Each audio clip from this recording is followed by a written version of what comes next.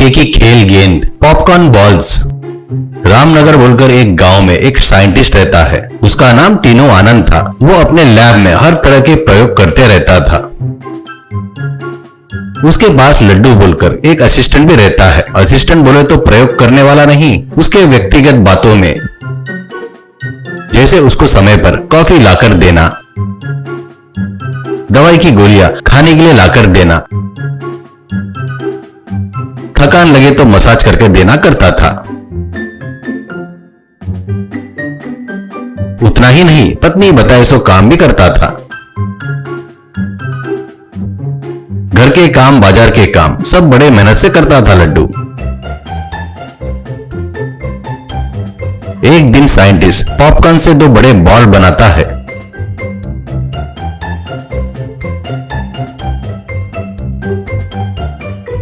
बाद में वो एक वॉच पहनकर जिधर जाता था उधर वो बॉल आ रहे थे। कुछ देर बाद वो उछलकर मारना भी शुरू करते हैं।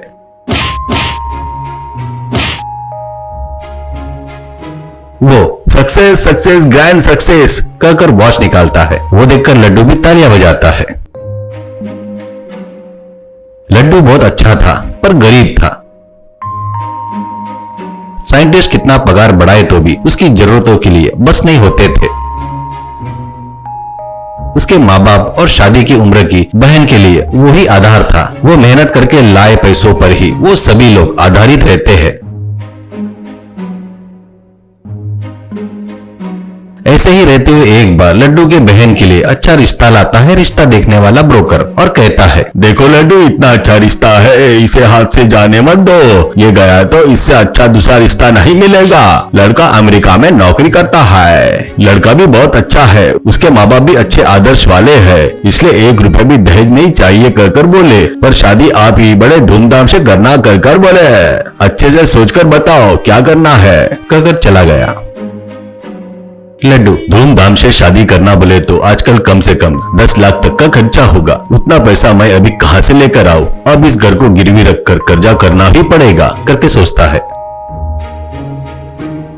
ऐसे वो घर के पेपर लेकर कर्जे देने वाले पटनायक को जाकर मिलता है। पटनायक को सब बताकर, बाबूजी, शादी होने के बाद मैं कैसे भी करके तुम्हारा कर्जा चुका दूंगा, मुझ पर भरोसा करो। अगर मैं कर्जा नहीं चुका पाया तो घर आप ही रख लो, ऐसा कहता है। पटनायक बहुत बड़ा हरामी और लालची था। उसके पास कितना भी ईमानदारी से रहे तो भी कोई फायदा नहीं था। पटनायक, देख लड्डू, तेरा घर तो 10 लाख का नहीं है, फिर भी बहन की शादी कह रहा है ना, इसलिए 10 लाख दे रहा हूँ। तू समय पर कर्जा नहीं चुका पाया तो मेरे बारे में पता है ना, देख, कर्जा नहीं चुका पाया तो जब्त किए सो सामान वैसा तेरा घर भी मेरा हो जाएगा, ध्यान में रख ले। मेरे आदमी को देखा ना, एक एक देख कैसा है, दिखाते हुए 10 लाख देता है। शादी बड़े धूमधाम से होती है। शादी में आए हुए साइंटिस्ट और उसकी पत्नी भी दूल्हे और दुल्हन को आशीर्वाद देते हैं।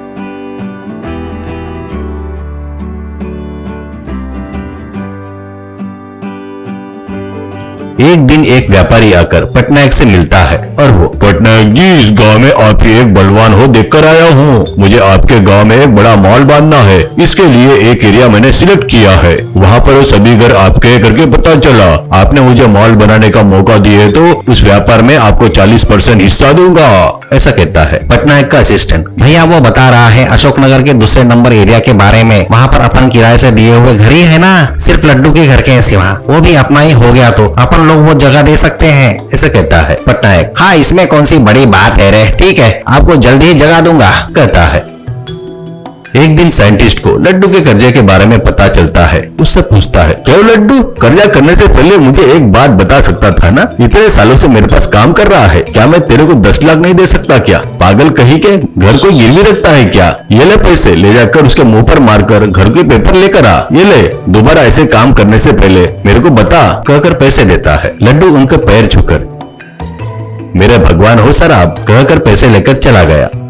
लड्डू जाकर पटनायक को पैसे देने जाता है तो वो, पैसा मुझे नहीं चाहिए लड्डू, मैंने घर रख लिया है, होना तो बोल, और 5 लाख दे सकता हूँ। तो लड्डू, वो हमारे दादा परदादाओं ने बनाए सो घर है, उसको मैं कैसे बेचूंगा, मुझे माफ कीजिए, पैसा लेकर मेरा घर के पेपर मुझे दिए तो मैं चला जाऊंगा, ऐसा कहता है। पटनायक, ए, अच्छे से बता रहा हूँ तो सुन ले, नहीं तो तेरी किस्मत, वो घर मेरा है, तुझे जिसको बताना है बता दे, ऐसा कहता है। लड्डू अब क्या करना करके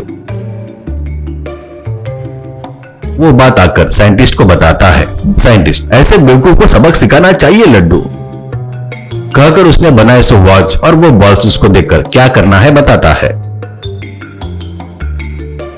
लड्डू जाकर पटनायक के घर के आगे वॉच फेंक कर दूर वो बॉल्स को रखकर एक जगह छुपकर देखते रहता है।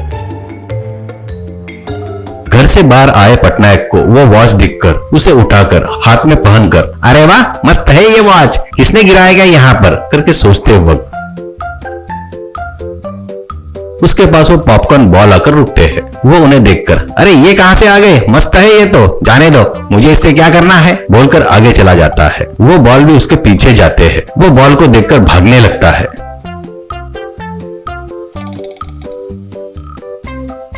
वो बॉल तेजी से उसके पीछे जाते हैं।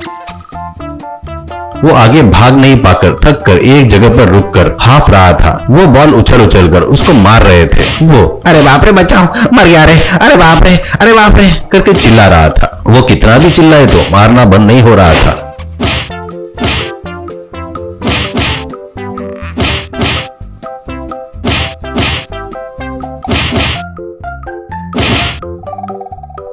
इतने में लड्डू वहां पर आता है।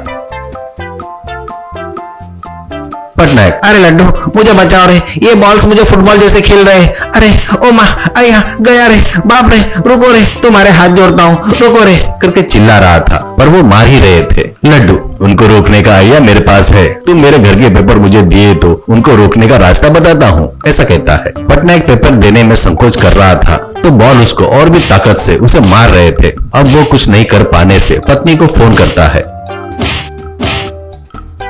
कुछ देर बाद उसका आदमी घर के पेपर लाकर लड्डू को देता है। लड्डू, अरे पटनायक जी, इसका कारण है आपके हाथ की घड़ी, वो मुझे दे दो करके वो लेता है। बस बॉल्स रुक जाते हैं। अब लड्डू वो बाज पहनकर जाते रहता है तो वो दोनों बॉल उसके पीछे जाते हैं। बस वो देखकर पटनायक उसके साथ धोखा हुआ करके समझ में आकर सिर चकराकर नीचे गिर जाता है।